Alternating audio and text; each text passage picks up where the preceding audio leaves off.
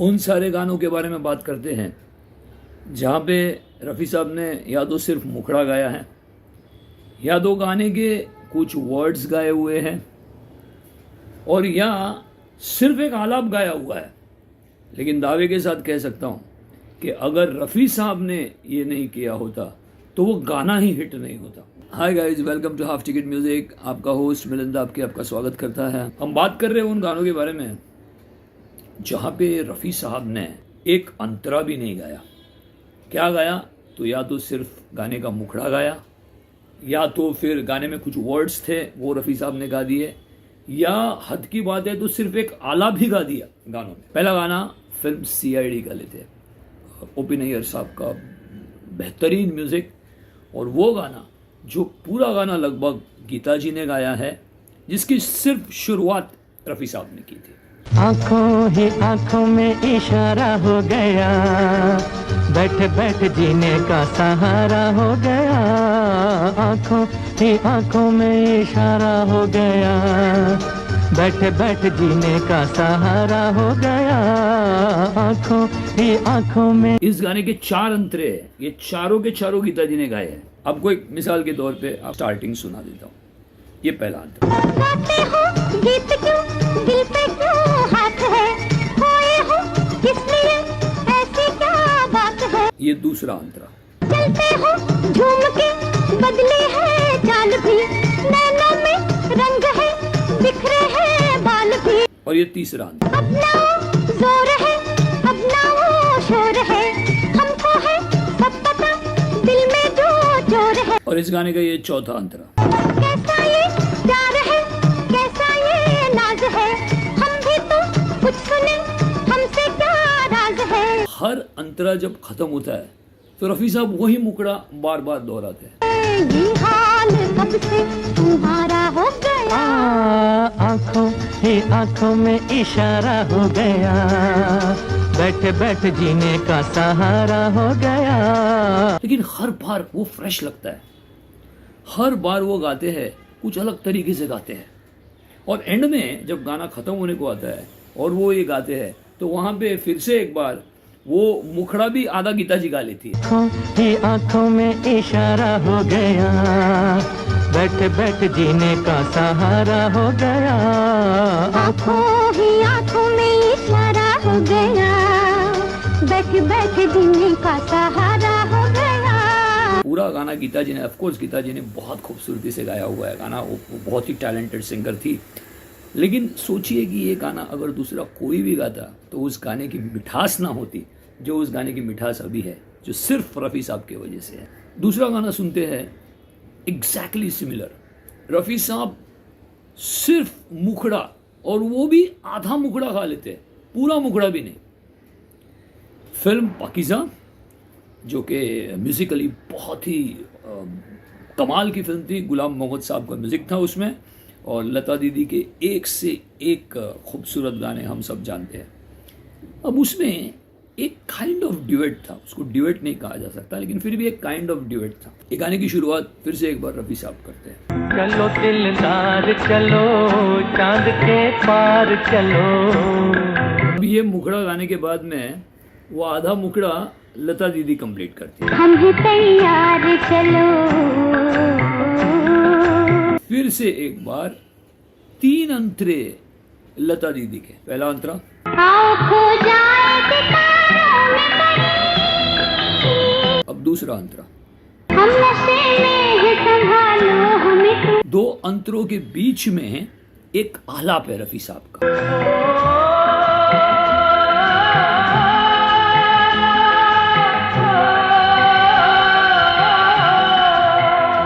लता दीदी का ये तीसरा अंतरा। जिंदगी खत्म भी हो जाए अगर। हर अंतरे के बाद में सिर्फ शुरुआत होती है चलो दिलदार चलो, चांद के पार चलो, और दीदी का होता है हम हैं तैयार चलो। और रफ़ी साहब का सिर्फ मुखड़े का आधा मुखड़ा गाना, लेकिन वो ड्यूएट, पहली चीज़ तो ड्यूएट का फील आ रहा है उसमें। तो ये थे जहाँ पे रफ़ी साहब ने एटलीस्ट मुखड़ा गाया था, पूरा या आधा। अब आपको लेके चलता हूँ उन 2 गानों की तरफ जहाँ पे रफ़ी साहब ने तो सिर्फ गाने के कुछ लफ्ज़ गाए हुए। फिल्म आई थी अकेली मत जाइयो 1963 में, जिसमें राजेंद्र कुमार जी और मीना कुमारी, मदन मोहन साहब का म्यूज़िक था। अभी इसमें लता दीदी का गाना था, ये तो कहो कि कौन हो तुम। इस गाने में स्टार्ट का जो हमिंग है वो रफ़ी साहब ने पहले गाया हुआ है।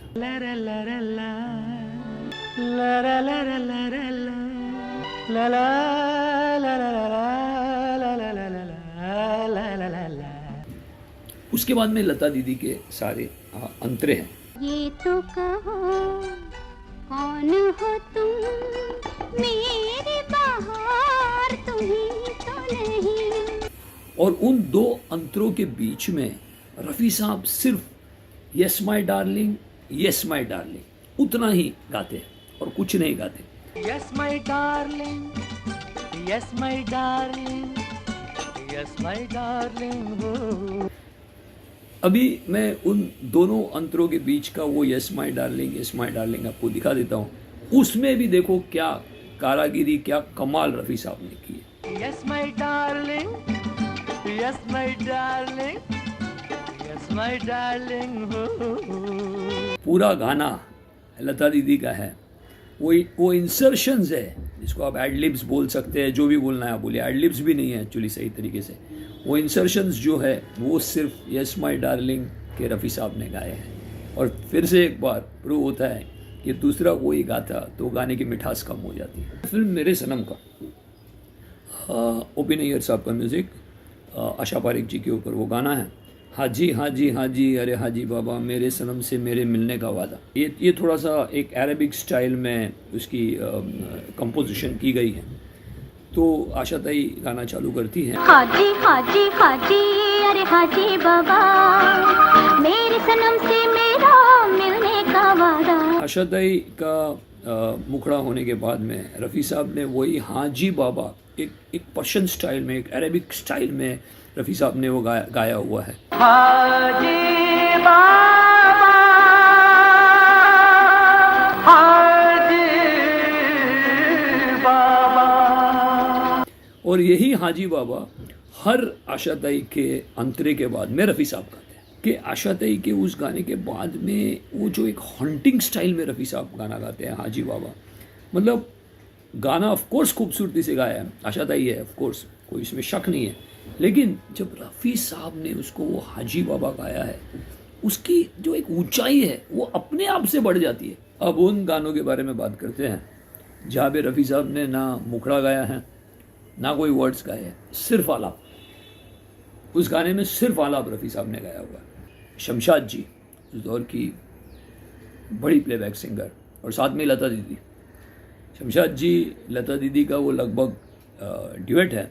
दूर कोई गाए धुन ये सुनाए, तेरे बिन चलिया रे बाजे न मुरलिया।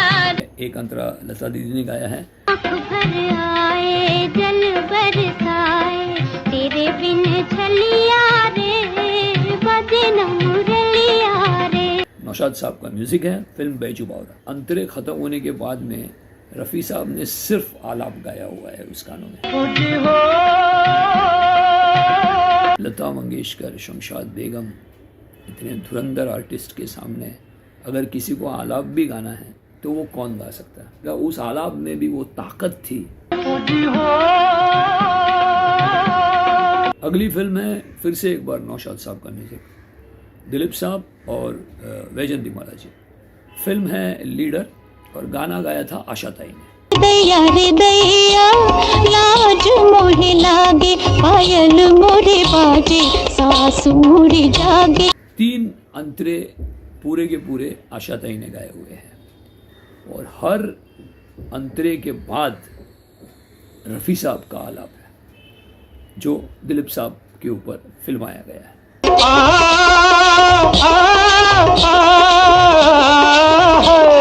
अब ये आलाप देखा आपने, अभी इसका एक उसी आलाप को एक अलग तरीके से देखिए रफ़ी साहब ने कैसे गाया।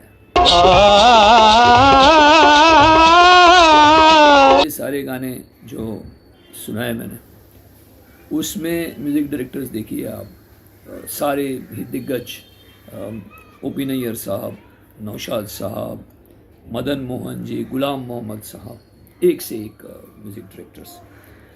अब इन सारों का तो विजडम तो ज़रूर कुछ है कि ऐसे नहीं कि एक छोटा सा पार्ट है या ये सिर्फ एक मुखड़ा है या एक सिर्फ आलाप है तो किसी और से गवाओ। वो जानते थे कि उस गाने को या उस गाने के उस पार्ट को अगर किसी और से गवाओगे तो जो पूरा गाना है वो पूरा गाना इतना खूबसूरत बना है, वो पूरा गाना वीक पड़ जाएगा।